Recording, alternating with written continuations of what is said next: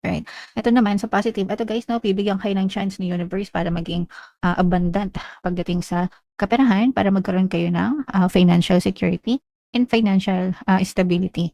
Ito guys, you have to understand na araw-araw binibigyan kayo ng chance ni universe to live the life that you want, okay?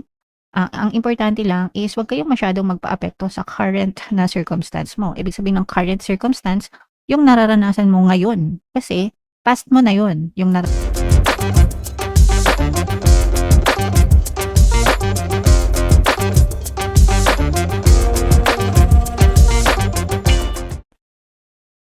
Hello guys, hello Sagittarius, welcome back to Pinoy Pixie Tarot. Ang pamagat ng episode natin for tonight is first half kapalaran para ngayong July 1 to 15 para sa Sagittarius, Sun, Moon, Rising Sign, and Venus. So, unahin natin tong deck na to guys. Ito yung mga angel messages para sa inyo or yung mga paparating sa inyo mga kapiksi ngayong July 1 to 15. So, yung first message natin.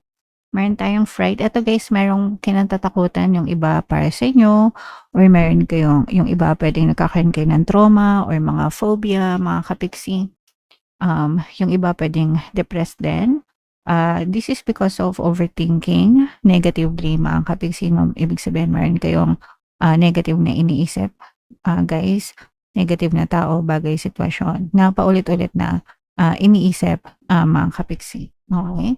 And kapag paulit-ulit nating iniisip yon guys, syempre, the more na matatakot talaga tayo. So, libangin nyo yung sarili nyo, kalmahan nyo lang guys.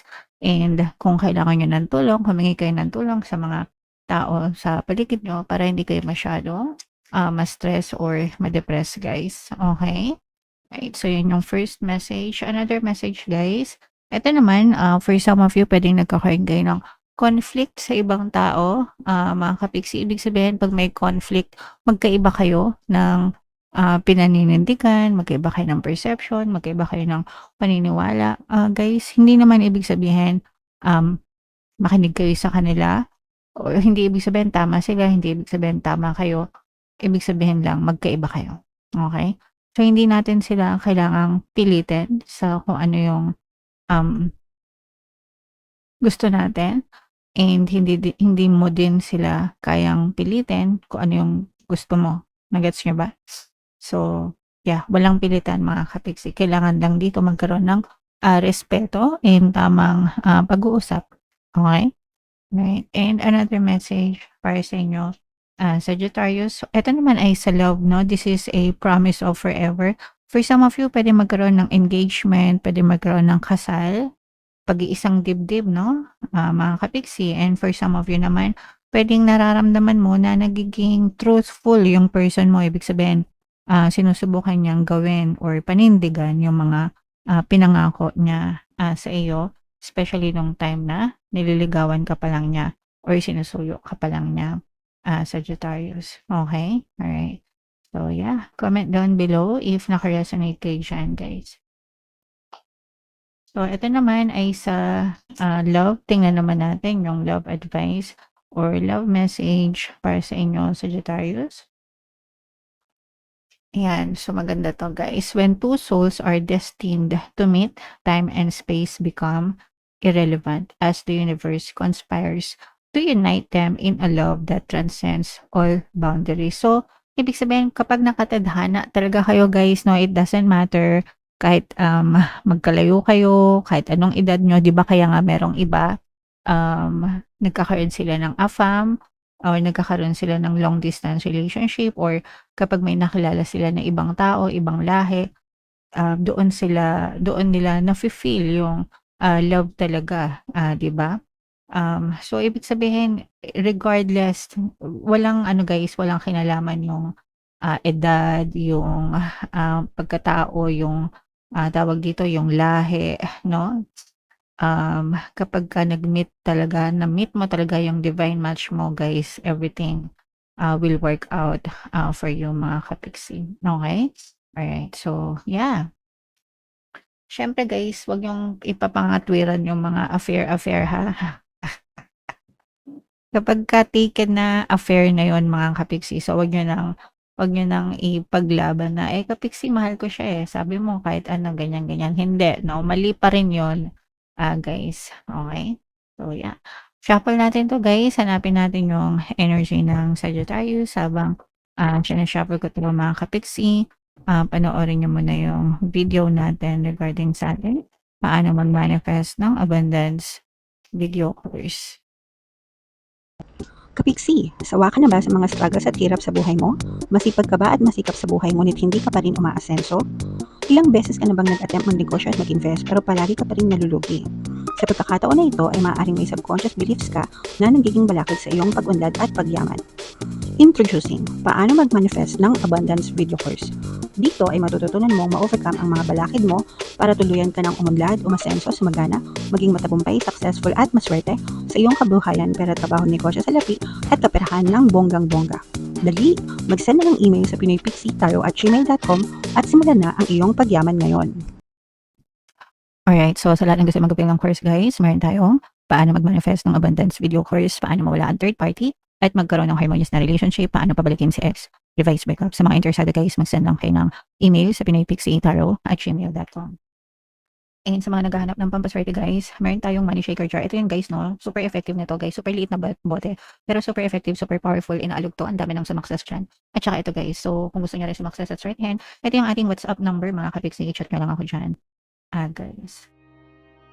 So, Sagittarius, kayo ay na-represent ng Queen of Wands. This is both positive and negative. Ang nakikita naman natin dito guys, sa negative, more on positive ito. Okay, more on positive. Pero, ang nakikita natin sa negative, mga kapiksi, is for some of you, ito yan guys, yung mga parang nade-depress kayo, kasi yung iba sa inyo, parang hindi pa kayo makamove on sa mga negative na nangyari sa buhay nyo, mga kapiksi. So, kunwari, nagkaroon kayo ng problema, tapos paulit-ulit nyo pa siyang iniisip, guys, hindi pa kayo nakaka-move on, na parang hindi nyo napapansin yung ibang mga magagandang nangyayari sa buhay nyo kasi ang attention nyo ay nakafocus dun sa mga negative na nangyari sa inyo, mga kapiksi. So, these two shall pass, guys, no? Isipin nyo lang, lilipas din ito, magiging okay din ito. Din ako, makakalimutan ko rin yan, no? Kailangan magkaroon ng acceptance, mga kapiksi, para makamove on kayo and magkaroon kayo ng emotional freedom. Kasi yung iba sa inyo, parang emotionally trapped pa kayo, no? Emotionally trapped pa kayo sa mga negative na nangyari sa inyong buhay or sa inyong circumstance, mga kapiksi. Okay? Alright.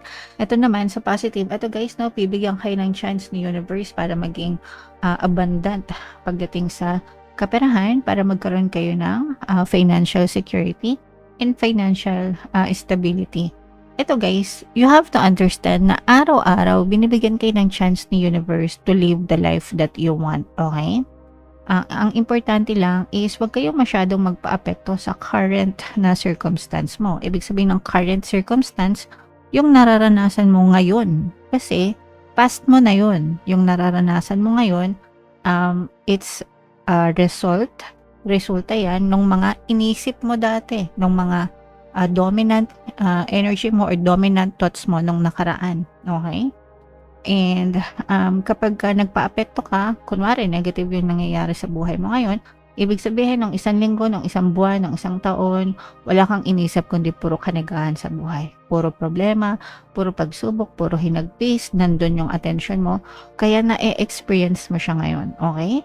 So, araw-araw guys, again, binibigyan kayo ng chance ni universe para baguhin mo yung buhay mo kung hindi mo gusto yung buhay mo. So, kung ayaw mo nang nakikita mo ngayon, mag-focus ka sa mga positive thoughts, mga positive na desires, positive outcome na gusto mong maranasan sa buhay mo.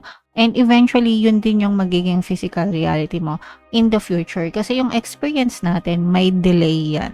No? May delay. So, yeah. And eto nga guys, no, bibigyan kayo ng chance ni universe para maka-experience kayo ng kasaganaan sa buhay. So, you have to change your habits, your pattern of thoughts, yung focus ng attention mo, make sure na nakafocus dun sa desire mo para yun yung ma-experience mo in the future. Okay? Naintindihan nyo ba? Sana naintindihan nyo. Pero kasaganaan kasi yung nag-aantay sa inyo, mga kapiksi. Kaya dapat doon kayo mag-focus. And you have to take action, syempre guys, no? Ito yung action, ito yung pagkilos, um, wala namang mangyayari sa buhay nyo, mga kapiksi, kung hindi kayo kikilos, no? Ang kaibahan ng mga taong nagwawagi sa mga taong nakakaalam ay nasa pagkilos, no? Palagi ko yan sinasabi sa inyo. Yung kilos na ginagawa nyo, yung mindset nyo, dapat align kung ano yung gusto nyo. Hindi pwedeng, kunwari, may negosyo ka, nagtitinda ka, nagbubukas ka nga ng tindahan, pero yung action mo naman, tinatamad ka, kasi ang tumal ng benta mo, ang konti ng customer mo, di ba? Dapat hindi ganun. Araw-araw na gumigising ka, alam mo magbubukas ka ng tindahan, dapat yung mindset mo, papaldo ko ngayon, marami akong mabebenta ngayon, marami akong customer ngayon, di ba? Dapat ganun yung kilos mo, yung action mo, dapat naka-align dun sa desire mo. Kasi kung tatamad-tamad ka, kumikilos ka nga, pero parang wala ka namang gana, yung mindset mo napaka-nega, i-expect mo yung resulta negative din, guys. Okay? So, what else? Mga kapiksi, ayan, no? So, talagang mag-aani kayo. Guys, pagdating sa kaperahan, no? This is parang mag-aani kayo ng bonggang-bonggang kasaganaan, guys. So, ito yung mga, kumbaga parang slow progress, unti-unti, no? Pero, nararamdaman mo na gumaganda na yung financial status mo sa pamumuhay. Yung iba sa inyo talagang, kung nasa farm kayo, guys, or nagpa-farming kayo, talagang ma-expect nyo na makatanggap kayo ng mga magagandang ani, no? And kumikita, mga malalaki or magagandang kita, guys, sa buhay nyo. Ito yung mga resulta ng mga pagsisikap nyo and mga effort nyo sa buhay, guys. Okay? Right. And ito naman, guys, for some of you, parang nagkakaroon naman kayo ng issue sa utang na loob. Ito, mga kapiksi, no? Yung mga issue ng utang na loob, it's either ikaw yung sinasabihan na wala kang utang na loob, or ikaw yung nagsasabi sa iba na wala silang utang na loob. Guys, hindi ko alam kung ano yung utang na loob na yan. Promise. Pag kayong, di ba, yung isa siguro sa pinakamagandang narinig ko about sa utang na loob is yung recent interview kay Miss Eugene Domingo. Nakita ko lang yun, guys, sa SOCMED one time na scroll ako. Ang sabi niya doon, kapag tumulong ka, kalimutan mo na kasi tinulong mo na yun eh, di ba?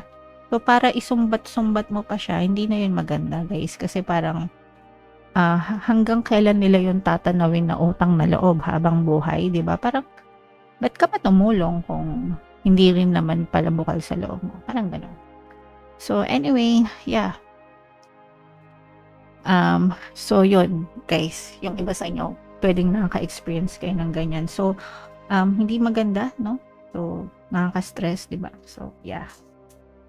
Anyway, comment down below, guys, if naka-resonate kayo and yung mga magaganda dito, especially itong kasaganaan sa pera at saka itong mga tag-ani harvest season na yan, mind nyo na, guys, yan sa comment section kasi maganda talaga yung money energy nyo ngayong July 1 to 15 Sagittarius. For more tarot readings, guys, ito yung playlist nyo. Ito naman yung ating success stories ng paano mag-manifest ng abundance video course. Panoorin nyo itong video natin, guys, about money shaker jars. Thank you for liking, sharing, and subscribing. See you next time. I love you all, guys. Have a nice day. Bye-bye.